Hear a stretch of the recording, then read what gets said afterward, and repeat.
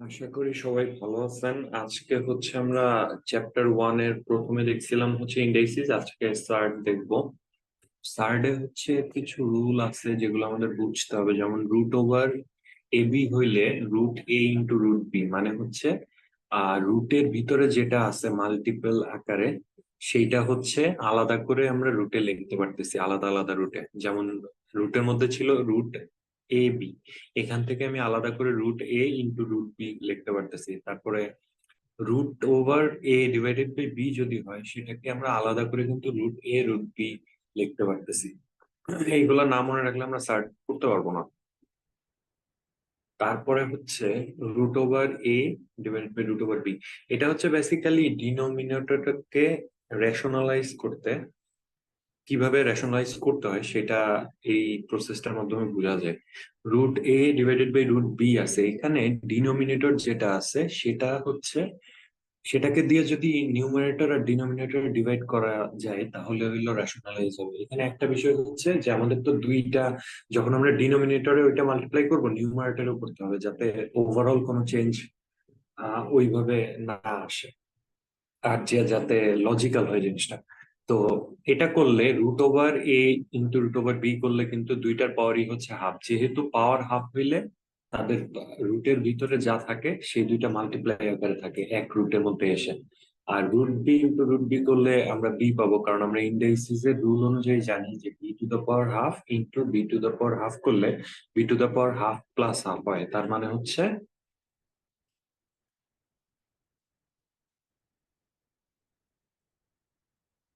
এটা হচ্ছে আর কি আলটিমেটলি বি আসবে। তো এই তিনটা রুল প্লাস হচ্ছে কিছু ফর্মুলা আছে আমরা দেখবো, এগুলো জানলে মোটামুটি আমরা এই চ্যাপ্টার এই এক্সারসাইজটা করতে পারবো। এখানে হচ্ছে এ প্লাস বি হোল স্কোয়ারের ফর্মুলা আছে, A square plus two B plus B square এইটা। তারপরে এ মাইনাস বি হোল স্কোয়ারের ফর্মুলা আছে, A square plus B square minus two B. তারপরে এ স্কোয়ার মাইনাস বি স্কোয়ারের ফর্মুলা আছে। এইগুলা কিভাবে ফর্মুলা ইউটিলাইজেশন হয় সেটাও আমরা এখন দেখবো। যে যেরকম three plus six X whole square, এখানে হচ্ছে আমাদের কিন্তু এ হইতেছে থ্রি, বি হইতেছে সিক্স এক্স। তাইলে তারপরে হচ্ছে আমরা জাস্ট ফর্মুলাটা বসাবো, এখানে কোনো এ বি সিলেক্ট করার সময় প্লাস সাইন মাইনাস সাইন এটা নিয়ে চিন্তা করার দরকার নেই। নর্মালি হচ্ছে আমরা জানি যে এ প্লাস বি হোল স্কোয়ার করলে হচ্ছে এ square plus two A B plus B square. তাহলে হচ্ছে এ বি সিলেক্ট করলে আলটিমেটলি ফর্মুলা অনুযায়ী প্লাস মাইনাসে চলে যাবে। এটাই যেমন মাইনাস, এটা মাইনাস সাইন দিয়ে এখানে কিন্তু সেম, এটাও এখানে যে এই দুইটা জিনিস ছিল এ বি এর ভ্যালু সেটাই কিন্তু আসতেছে। সো আলটিমেটলি বসে যাচ্ছে। এরপরে হইতেছে এ স্কোয়ার মাইনাস বি স্কোয়ার যেটা আছে, এখানে হচ্ছে 81 মাইনাস নাইন এক্স স্কোয়ার। আমি যেটা বলছিলাম যে আমাদের অ্যাটলিস্ট 1 থেকে 20 পর্যন্ত স্কোয়ার করলে কি হয় এই জিনিসটা জানা উচিত। তো 81 কে যদি না, 81 কে আমরা 9 স্কোয়ার হিসেবে লিখতে পারি, আর 9 এক্স স্কোয়ার কে হচ্ছে আমরা 3 এক্স হোল স্কোয়ার হিসেবে লিখতে পারি।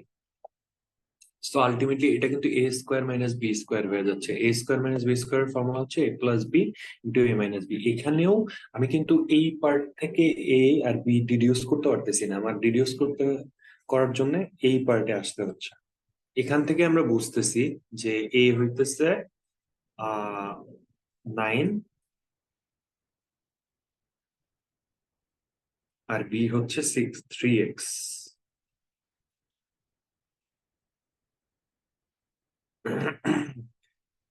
সো এইখান থেকে আমরা বুঝলাম যে আমাদের কিন্তু ফর্মুলার ক্ষেত্রে শুধু এক পাশ মানে এক সাইড খেয়াল রাখলে হবে না, আমাদের দুই সাইডে খেয়াল রাখতে হবে। মানে হচ্ছে আমার A square plus two AB plus A square plus B square plus two AB থেকেও এখানে নিতে হবে, আবার এখান থেকেও এখানে নিতে হবে। এই দুইটাই কিন্তু পারতে হবে এই তিনটে ফর্মুলার জন্য, ফর্মুলা ইউটিলাইজেশনের জন্য। এরপরে হচ্ছে এক্সারসাইজ 1B স্টার্ট হবে। এখানে যেরকম আমরা দেখছিলাম যে রুট ওভার 72, এটাকে আমাদের ভেঙে লিখতে হবে। 9 × 8 করলে 72 হয়। তারপরে যেহেতু রুট ওভার 9 ইন্টু 8 আছে, আমরা জানি যে formula root over A B থাকলে হচ্ছে root A into root B লেখা যায়। তাইলে হইতেছে √9 × 8 কিন্তু লেখা যাবে এখান থেকে, যেহেতু এই দুইটা মাল্টিপ্লাই আকারে ছিল এবং পাওয়ার দুইটারই সেম ছিল এবং একসাথে ছিল। সো আলটিমেটলি √9 কে কিন্তু মানে 9 কে কিন্তু আমরা 3 স্কোয়ার লিখতে পারি। এখন যেহেতু এটার পাওয়ার রুট মানে হচ্ছে পাওয়ার হাফ, তো এই 2 × হাফ করলে তো 2 কেটে যাবে। আর এখানে হচ্ছে 2 আবার ভেঙে লিখতে পারি। মেইনলি আমাদের এইম থাকে হচ্ছে ততক্ষণ পর্যন্ত আমরা ভাঙবো যতক্ষণ পসিবল।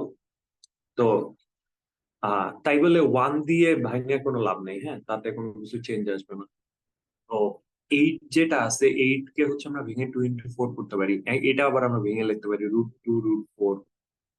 সো আলটিমেটলি √4 করলে হচ্ছে 2 স্কোয়ার হবে, 2 স্কোয়ার কে হাফ পাওয়ার থাকলে মাল্টিপ্লাই করলে মানে 2 × হাফ করলে হচ্ছে আমরা কত পাচ্ছি, 2ই পাইতেছি। তো 3 × 2 করলে 6 হবে। এই হচ্ছে ওয়ে। এখন আমাদের তো এরকম সহজটা এক্সামে আসে না সাধারণত, আমাদের হচ্ছে এই এইরকম আসে, যেগুলো হচ্ছে আমাদের পারতে হবে। তো 80 মানে হইতেছে 16 × 5, তারপর 20 মানে 4 × 5, 45 মানে 5 × 9। এগুলো আবার আমরা আলাদা করব, আলাদা করে দেখবো যে সিম্পলিফাই করা যায় কিনা। করার পরে হচ্ছে 16 কে 4 স্কোয়ার হিসেবে লেখা যায়। তারপরে হইতেছে √5 কে, এটা তো আর ভাঙা যাবে না। তারপরে √4 কে 2 স্কোয়ার হিসেবে লেখা যায়, 9 কে 3 স্কোয়ার হিসেবে লেখা যায়, এটা কাটাকাটি হয়ে যায়। তারপরে যে এটা 4 √5 হয়ে যায়, এটা 4 √5 হয়ে যায়। তারপরে এটা 9 √5 হয়ে যায়, 9 √5। এই ম্যাথটা কিন্তু আলাদাভাবে করা যায়। আমাদের একটা জিনিস বুঝতে হবে যে আমরা রুট ওভার চেষ্টা করতেছি রুট ওভার থেকে বাইরে নিতে, বাইরে কোনো ভ্যালু আনতে সিম্পলিফাই করে। তো সেম ভাবে আমরা যদি কোনো ভ্যালু রুট ওভারে নিতে চাই, রুট ওভারের ভিতরে মানে রুট ওভারের এই জায়গাটায়, তাইলে হইতেছে আমাদের কিন্তু স্কোয়ার করতে হবে। কারণ কি, যখন রুট থেকে বের হচ্ছে তখন হাফ করতে হচ্ছে, আর যখন রুটের ভিতরে যাচ্ছি তখন স্কোয়ার করতে হচ্ছে। এটা হচ্ছে আমাদের বুঝতে হবে। আহ এই অল্টারনেটিভ ওয়েতে বেসিক্যালি এটাই দেখাইছে।